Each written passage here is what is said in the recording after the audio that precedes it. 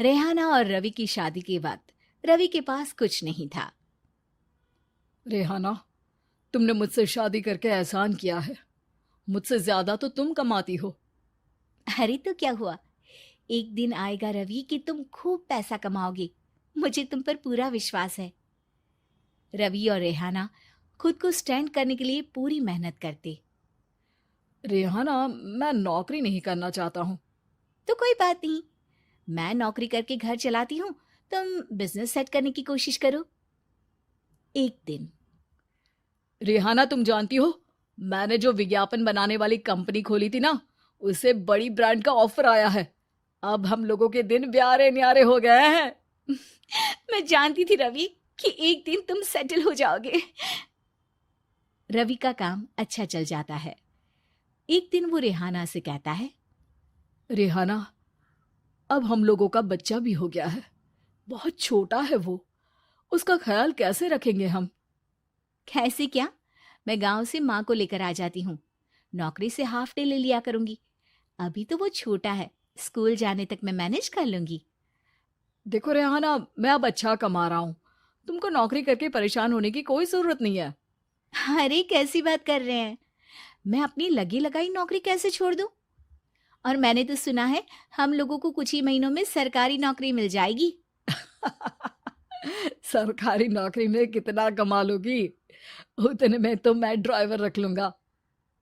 रेहाना को रवि की बात का थोड़ा बुरा तो लगता है। कम से कम मेरी नौकरी की इतनी बेइज्जती मत करो। भूल गए, इसी नौकरी के बदौलत तुमने अपना बिजनेस खड़ा किया है। अरे वो तो मैं किसी के भरोसे भी कर लेता। देखो, अपने बच्चे को संभालो, घर का काम करो। अब बाहर जाती तुम अच्छी नहीं लगती हो। रेहाना रवि के कहने पर नौकरी तो छोड़ देती है, लेकिन अब बड़े से घर में उसकी कीमत किसी नौकर से कम नहीं होती। एक दिन रवि का दोस्त आता है। भाभी, हम लोग तो आपको तब से जानते हैं जब से आप लोग शादी होकर इस शहर में आए थे। आपकी बदौलत ही सारा बिजनेस खड़ा हुआ है। ये किस्मत तो आप ही की है भाभी। हाँ हाँ भाई, हमारी मेहनत तो कुछ है ही नहीं। अरे होगी, लेकिन भाभी की किस्मत के आगे कुछ नहीं। दोस्त वहां से चला जाता है, लेकिन रवि का गुस्सा सातवें आसमान में होता है। देखा कैसे बोल रहा था? अरे बिल्कुल अच्छा आदमी नहीं है ये। कैसी बात कर रहे हैं आप? प्रशांत भैया तो बहुत अच्छे इंसान है रवि। कैसे उन्होंने हमारे मुश्किल वक्त में हमारा साथ दिया था। अरे था पैसा तो साथ दिया, नहीं तो कौन पूछता है? रवि का व्यवहार पैसा आते ही अलग हो गया। वो बंदे को बंदा नहीं समझता।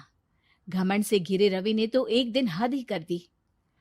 रेहाना, मैं अब तुम्हारे साथ नहीं रह सकता हूँ। क्या क्या बकवास कर रहे हो रवि? क्या कहना चाहते हो? और क्यों नहीं रह सकते तुम मेरे साथ? देखो, मुझे कोई और पसंद है, और उसने साथ रहने पर बस यही शर्त रखी है कि मुझे तुम्हें तलाक देना होगा।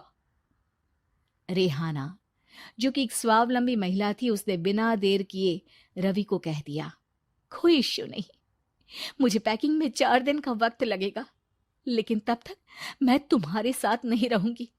4 दिन के लिए तुम कहीं और शिफ्ट हो जाओ, मैं घर से निकलूंगी तो बता दूंगी। रवि घर छोड़कर चला जाता है। रेहाना को दुख होता है, वो रोती है, लेकिन व्यवहार से स्ट्रांग रेहाना को पति के वापस आने का और उसे सबक सिखाने का पूरा भरोसा था। फिर एक दिन, अरे शुशिका, कब शादी करोगी तुम मुझसे? यार मैंने तो सोचा था तुम शादी से पहले मुझे विदेश लेकर जाओगे, महंगी कार दिलाओगे। अरे सब दिला दूंगा, लेकिन पहले मुझसे शादी तो कर लो। हाँ हाँ, क्यों नहीं। मैं कुछ दिनों के लिए अपने मम्मी पापा के पास जा रही हूँ और लोगों से अपनी शादी की बात करूंगी। अरे शुशिका, कैसे रहूंगा मैं तुम्हारे बिना? अब तो शादी ही होने वाली है हम लोगों की। शुशिका रवि को छोड़कर चली जाती है। रवि घर आता है, जहां रेहाना को ना पाकर उसे सब अजीब लगता है। घर तो रेहाना के बिना कुछ नहीं है। बच्चे की याद भी आ रही है। चलो एक वीडियो कॉल कर लेता हूँ। रवि रेहाना को वीडियो कॉल करता है, लेकिन रेहाना फोन नहीं उठाती। रात को सोते वक्त मन कर रहा है मुन्ने को गले लगा लूं। चलो कोई ना, शुशिका से शादी के बाद मेरे और भी बच्चे होंगे। अगले दिन रवि ऑफिस जाता है, जहां टीना खड़ी होती है। सर, आपने अपने नए ऐड के लिए मॉडल की रिक्वायरमेंट डाली थी ना, मैं उसी के लिए आई हूँ। रवि टीना को देखकर खुश हो जाता है। अब शादी हो गई है तुम्हारी? नहीं सर, बस अच्छा सा हैंडसम और अमीर लड़का देख रहे हैं मेरे मम्मी पापा। रवि के दिमाग से तो टीना को देखकर शुशिका का ख्याल भी खत्म हो जाता है। अरे यार, ये लड़की मिल जाए कितनी सुंदर है। शुशिका तो इसके आगे कुछ नहीं है। आ, अब क्या तुम्हें ऐसा नहीं लगता कि मुझसे मिलकर तुम्हारी ये खोज खत्म हो गई है? आप ना, आप तो 2 बच्चों की पापा लग रहे हैं। अरे नहीं नहीं, मेरी शादी तो हुई थी, लेकिन बीवी को किसी और से प्यार था, मुझे छोड़कर चली गई। खैर, टीना की दोस्ती रवि से हो जाती है, लेकिन 1 महीने बाद शुशिका रवि के पास वापस आती है। मेरे मम्मी पापा तुमसे मिलना चाहते हैं, लेकिन उन लोगों को ये मत बताना कि तुम पहले से शादीशुदा हो, और हाँ, शादी से पहले अपनी सारी प्रॉपर्टी तुमको मेरे नाम करनी होगी। अरे पागल, अब मैं तुमसे शादी ही नहीं करना चाहता। भला ऐसी लालची औरत से कौन शादी करेगा? तभी वहां टीना आ जाती है। रवि, ये पागल सी औरत कौन है? देखो, तुमने ही कह दिया ना पागल, तो पागल ही है। पता नहीं कौन है, कह रही है शादी कर लो, लेकिन शादी से पहले अपनी सारी प्रॉपर्टी मेरे नाम कर दो। बोल तो सही रही है। वैसे तुम जानती हो, मेरी एक सहेली है, उसके पति ने उसे पैसा आते ही छोड़ दिया, जबकि उसको खड़ा करने वाली ही मेरी सहेली थी। और मुझे भी भरोसा नहीं है। अगर मैं भी तुमसे शादी करूंगी तो तभी, जब तुम मेरे नाम अपनी सारी प्रॉपर्टी कर दोगे। अरे हाँ हाँ, क्यों नहीं, बिल्कुल कर दूंगा। रवि और टीना की शादी की तारीख तय हो जाती है। वो अपनी सारी प्रॉपर्टी के कागज लेकर शादी वाली जगह पर पहुंचता है, लेकिन वहां टीना आती नहीं। रवि टीना को मैसेज करता है। कहाँ हो?